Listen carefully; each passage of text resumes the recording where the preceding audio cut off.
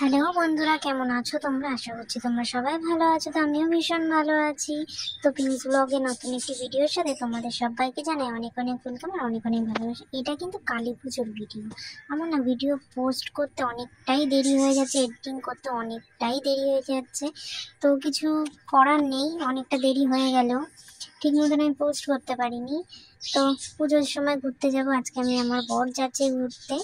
তো যাওয়ার আগে একটুখানি ভাবলাম বাজি ফাটিয়ে নিই। কটা তারাবাজি ছিল, আমার দিদি আমাকে দিয়েছিল। তো পিসি বাড়ি গেছিলাম যখন, তখন দিয়েছিল, তাই ভাবলাম একটুখানি তারাবাজিগুলো ফাটিয়ে নিই। ভালো লাগে, আমার খুব ভয়ও লাগে। গত বছর আমি এই ফাটাতে গিয়েই গিয়ে আমার হাত জ্বালিয়ে দিয়েছিলাম। অসম্ভব জ্বালা করেছিল, মানে ভীষণ ভীষণ জ্বালা করেছিল। যারা মানে বাজি পোড়ার জ্বালাটা জানো তারাই বুঝবে। তো যাই হোক, তাও ভাবলাম একটুখানি করে নিই। তো যেতে যেতে গিয়ে আগে পাড়ার ঠাকুরটা দেখবো, তারপরে গিয়ে অন্য কোথাও যাব। তো পাড়ার ঠাকুরটাই সবসময় দেখা হয় না, তো পাড়ার ঠাকুরটাই আগে দেখি চলো। প্যান্ডেলটা খুব সুন্দর প্যান্ডেল করেছিল, পুরো মাঠটা জুড়ে যেহেতু করেছিল। তো এটা আমাদের এখানে বনের শিকার প্যান্ডেল, দেখো কতটা সুন্দর হয়েছে। আমি মনে করি যে অন্য জায়গার থেকে কি এই জায়গাটা সব থেকে বেশি সুন্দর করেছে, আমার কাছে খুব ভালোও লেগেছে। তোমাদের কেমন লাগলো অবশ্যই কিন্তু জানিও। আর তোমরা কারা কারা এসে আমাদের এই বনের শেখা ঠাকুরটা দেখেছো অবশ্যই কিন্তু কমেন্ট বক্সে জানিও। তো দেখো, এই যে আমরা কিন্তু ভেতরে ঢুকে যাচ্ছি। দেখো পুরো ফাঁকা, আমাদের পাড়ার কয়েকটা বাচ্চা কাচ্চা ছিল, ওরাই এখানে খেলাধুলা করছিল। এই যে ঠাকুরও খুব সুন্দর ছিল। এই যে তোমাদেরকে ঠাকুরটা দেখিয়ে কি আমরা বেরিয়ে যাব। দেখো চারিদিকে খুব সুন্দর, কিন্তু আঁকাগুলো খুব ভালো লাগে দেখতে। যারা এঁকেছে তারা খুব কষ্টও করেছে।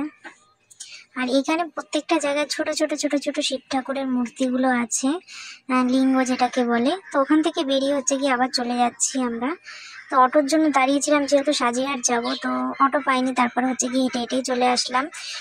এটা কারবালার এখানে। তো এখানে গিয়ে আবার গিয়ে আবার আমি ঠাকুর দেখবো। তো এই প্যান্ডেলটা খুব সুন্দর করেছিল, কেমন একটা হলো তো বিয়ে বাড়ি টাইপসের মতন লাগছিল অনেকটা, বেশ ভেতরটা ঢুকছি এরকম মনে হচ্ছে, কিন্তু পাখা টাখা দিয়ে খুব সুন্দর করেছিল। আর এই জায়গাটায় এমন কাঠ দিয়ে করেছিল, আমি না পড়েই যাচ্ছিলাম জায়গাটাতে, একটু গন্ডগোল করে দিয়েছিল, ওর জন্য পড়ে যাচ্ছিলাম। তো ওখান থেকে এসে আর একটা ঠাকুর দেখতে, এটা তো পুরো ফাঁকা। এখানে প্রতি বছর প্রচন্ড প্রচন্ড ভিড় হয়।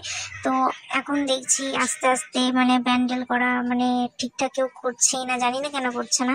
তো ওখান থেকে বেরিয়ে চলে আসলাম আবার একটা প্যান্ডেল দেখতে। তো এটা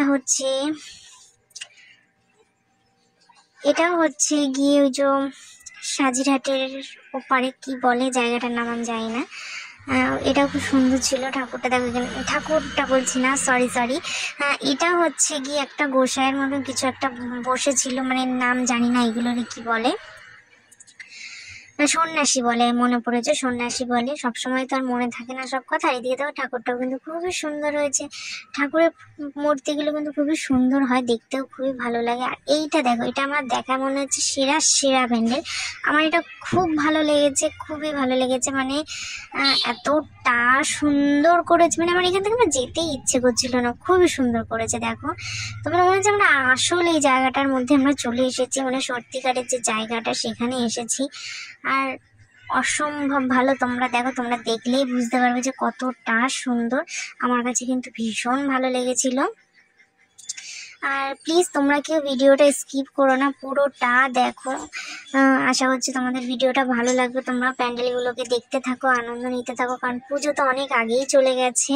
তো তবুও আমি এখন পোস্ট করছি, কিছু করার নেই। পোস্ট যেহেতু আমি করতে পারিনি, আগে ভিডিও এডিটিং করতে পারিনি, ওর জন্য গিয়ে এখন আমি আস্তে আস্তে করে ভিডিওগুলো পোস্ট করছি। তো এখান থেকে বেরিয়ে চলে আসলাম মধ্যমগ্রাম এসে গিয়ে দেখো বর গিয়ে মটন ঘুগনি খাচ্ছে। তো একদম অখাদ্য খেতে ছিল, একদম ভালো না। তো যাই হোক, খাওয়া তো হয়ে গেছে, ওই খেয়েছে, আমি একটুখানি নিয়ে দেখেছিলাম, একদম ভালো ছিল না। তো ওখান থেকে বেরিয়ে আবার আমরা চলে আসলাম। এটা গিয়ে এটার জায়গাটার নাম আমার মনে নেই, এটা চৌমাথার দিকে বোধহয়, হ্যাঁ চৌমাথার ওইখানেই।